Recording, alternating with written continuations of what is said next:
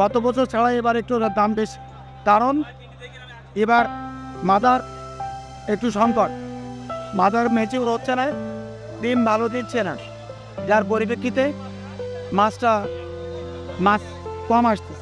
খারাপ না, খারাপ বলবো না, গুণগত মান মাছের ভালো, তবে কিছু কিছু মাছ আছে 600 টাকা, কিছু কিছু মাছ আছে 535 টাকা, কিছু কিছু মাছ আছে 560 টাকা, কিছু কিছু মাছ আছে 450 উপরে, অনেক রকম বিভিন্ন যে একটা ব্র্যান্ডের একটা রেট, অর্থাৎ সামান্য মেনে সব দিক দিয়ে ভালো কথা হবে।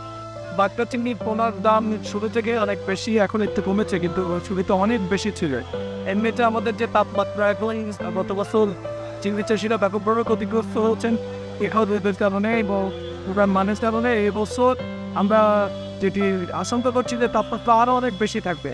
তো সেরকম তাপমাত্রায় যেখানে বাগদা টিকে থাকার হার খুবই কম, সেখানে এত দাম দিয়ে পোনা কিনে চাষিদের ব্যবসা করা খুবই কঠিন হবে।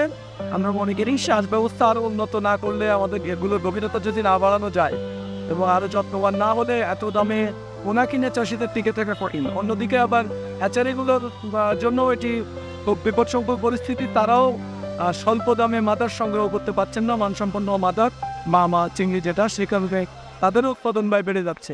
এখানে তুলনামূলক খারাপ না, কারণ যেহেতু ঘেরে তো মাছ তো ভালাই রাখা যাবে না, যেহেতু ফেলায় রাখা যাবে, ঘেরে তো মাছ তো দেওয়াই লাগবে, সুতরাং সেই হিসেবে কিন্তু চাহিদা যেটুকু সে তার তুলনায় অনেক কম, রেট বেশির কারণে। এই অঞ্চলে সরকার যদি পোনার হ্যাচারিগুলো দক্ষিণাঞ্চলে করে, তাহলে দক্ষিণাঞ্চলে কৃষকের জন্য খুবই লাভবান হবে সেটা, কারণ কক্সবাজার থেকে মেলা দূর দূরান্তের পথ পোনা আনতে খরচ হয় বেশি।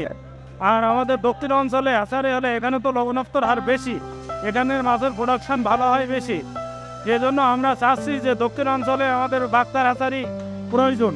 ভালো যাচ্ছে না, এখন বেড়ি আগের আপে চলে গেছে, এখন সব সাদা মাছও দেখছে না, সাদা মাছ লস নাই, আপনার মাছের চাপে লস আছে।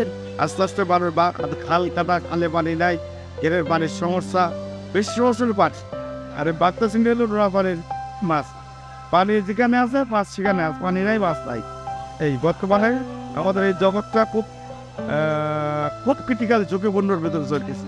মানুষ এখন সব সাদা মাছ রিদান এইসব নিয়ে আর কি মানুষ ব্যস্ত। লাস্টে মাল কিন্তু সমাগম পদ্ধতিতে যে ঘেরগুলো করা হয়, সেই ঘেরে এই মাছ দিলে মাছ চাষিরা এখন ক্ষতিগ্রস্ত হচ্ছে, যার দিন দিন তারা এই পেশার থেকে অন্য দিকে ফিরে আসছে, যার কারণে হাজার হাজার লক্ষ লক্ষ মানুষ বেকারত্ব দিকে ঝুঁকে যাচ্ছে। কাজে আমরা চাইব তদারকির মাধ্যমে যাতে সঠিক মান সম্পন্ন পোনার সাতকা বাজারজাত করা যায়, সে ব্যাপারে কর্তৃপক্ষ দৃষ্টি আনবে। সাদা মাছ মানে বাগদা মাছের ভাইরাস বিভিন্ন সময় মাছ ধরার মধ্যে মারা যায়, এই কারণে সাদা মাছ বাগদা মাছ বাদ দিয়ে সাদা মাছের মধ্যে আছে। এতদিন বয়সে আমি বুঝতে পারলাম মাছ এসতেছে ছাড়তেছি, আমার মনে হয় হ্যাচারি মাছের বাচ্চাই সমস্যা। আমার অনেক সময় নদীর মাছও হয়, কিন্তু সেটা কম হয়, কিন্তু নদীর মাছ যথেষ্ট পরিমাণ পাওয়া যায় না, যার জন্য ছাড়ার আশাবাদ দিয়েছি। বাগদা চিংড়ির ভাইরাসের কারণে সাদা মাছের চাষের চাহিদা বেশি, এখন মানুষ অধিকাংশ সাদা মাছের চাষ ঘিরে পরিকল্পনা করে প্রসার করতেছে, যাতে আমরা ব্যবসা বাণিজ্য করে লাভবান হতে পারতেছি। এটাই এখন মার্কেটের চাহিদা বেশি আছে, বাগদা চিংড়ি মাছ আছে, যার কারণে পরস্পর ঘিরে সব সাদা মাছে চলে যাচ্ছে আমরা। আর ভাইরাসও লাগে ঘেরে 2বার 3বার 1বার, কোনো নিয়ম নেই, 4বারও লাগতে পারে। এখন মনে করেন যারা বাগদা ঘরে অধিকাংশ তাদের লসের পথে, অনেকে সাদা মাছ করতেছে, তাই আমরা এই ঘেরটা সব হলো আগে করতে হবে, বাগদা মাছ করতে হবে। এখন সাদা মাছের একটা করেছি, ওখানে 5টা ঘের আছে, ওখানেও সাদা মাছের করেছি, বাগদা মাছের লস হলেই এবার তো সাদা মাছ এতে যাবে। ব্যবসায় প্রচুর টাকা মার খেয়েছি, কোনো মাছের উৎপাদন হয়নি, মানে কোনো ভাইরাস কাটেনি। আর 24 সালে আমরা প্রথম শুরু করেছি, আমরা মাছ ধরার জন্য প্রস্তুতি নিচ্ছি, তবে এবছর মাছের দাম অত্যন্ত বেশি, আমরা 885 টাকার মতো মাছ কিনেছি, 85,000 টাকা লাভ। আর আমাদের অন্য বছর আমাদের মাছের লাখ আসে 26, 27, 30 হাজার টাকা লাখ আসে, এবারে সেখানে 85,000 টাকা মাছের লাভ। তারপর একটা ভয় এসেই গেছে, যদি এই মাছে একবার ভাইরাস লাগে তাহলে তো আমার ফেলতে যাওয়া সরা কোনো পরিস্থিতি নেই।